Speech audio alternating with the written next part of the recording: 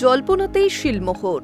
আগামী মরশুমে কলকাতা নাইট রাইডার্সের কোচ হচ্ছেন অভিষেক নাইয়ার। শীঘ্রই সরকারিভাবে সিদ্ধান্ত ঘোষণা করবে নাইটরা।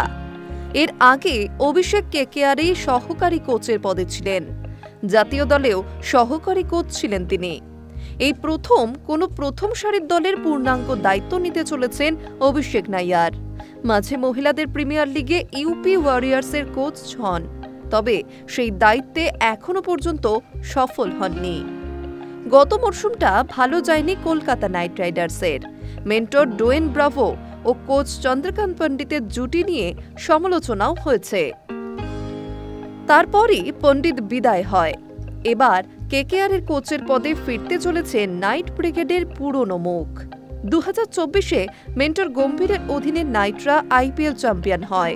সেই দলের সহকারী কোচ ছিলেন অভিষেক নাইয়ার। পরে গম্ভীরের সঙ্গে ভারতের জাতীয় দলেও যান, যদিও সেই সফরটা সুখের হয়নি। বর্ডার গাভাস্কর ট্রফির ব্যর্থতার জেরে চাকরি যায় নাইয়ারের। তারপর আইপিএলের পাঁচপথে কেকেআরে ফিরে আসেন তিনি। এবার সেখানেই বড়সড় প্রমোশন হলো তার।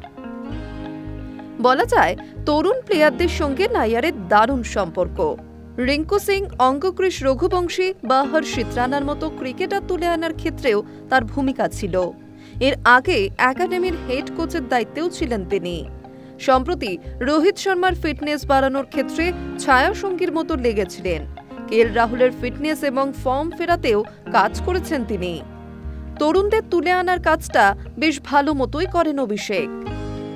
হেড কোচ হয়ে একাধিক গুরুত্বপূর্ণ সিদ্ধান্ত নিতে হবে অভিষেক নাইয়ারকে।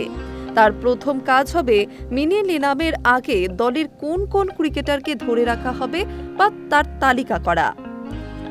শোনা যাচ্ছে, গত মরশুমে ব্যর্থ বহু তারকাকে এবার ছাড়তে চলেছে নাইটরা। সেই তালিকায় শুরুতেই নাম রয়েছে ভেঙ্কটেশ আইয়ারের। এছাড়াও আন্দ্রেক নাখিয়া, মঈন আলী, রহমানুল্লাহ গুরবাজ, স্পেন্সার জনসনদের মতো তারকাদের বাদ দেওয়ার সম্ভাবনাও রয়েছে। আন্দ্রে রাসেলকে রাখা হবে কিনা সেই সিদ্ধান্ত নিতে হবে নাইয়ারকে। আবার আগামী মরশুমে কাদের সই করানো হবে সেই কৌশলও তাকেই ঠিক করতে হবে। Hi news network.